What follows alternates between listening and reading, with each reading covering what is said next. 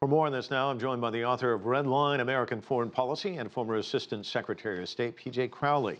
There's been a lot being made out of the fact that the U.S. president knew about this for more than 2 weeks, sat around, kind of sat on it for 18 days, and then all of a sudden he's lost trust in Flynn. So my question to you is, what was the thinking going on in the White House? I mean, I know it's difficult to get inside the heads of everybody over there, but why?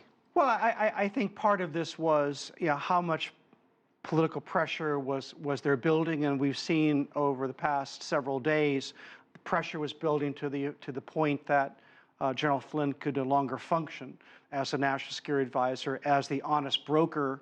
And much of that was once they recognized that having deceived, senior leaders at the White House, he could no longer lead the policy-making process. Sometimes it just takes a sense of where is this going to go.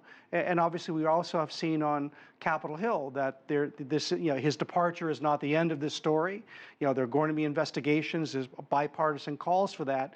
And so you just reach a point where you recognize that he can no longer function in the job as the president needs him to. We mentioned Manafort had stepped down as the campaign manager. There's talk that perhaps there was some blackmail could have been involved here. We've heard the president of the United States right before the Super Bowl saying, well, the U.S. hasn't been the greatest either when comparing to Russia and Putin.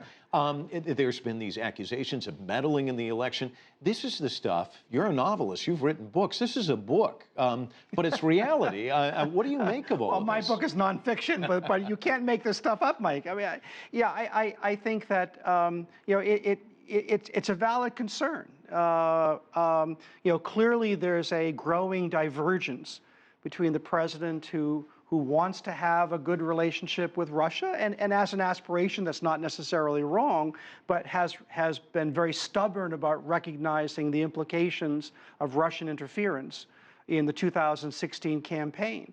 And obviously the Flynn situation just exacerbates that further. There's going to be an investigation. There's going to be a relook at what Russia did, and that probably is going to limit the policy options for the president going forward. Well, that was going to be my next question. How long does this thing drag on? I mean, if you're a new administration, everybody talks about that first 100 days. You want to get things done.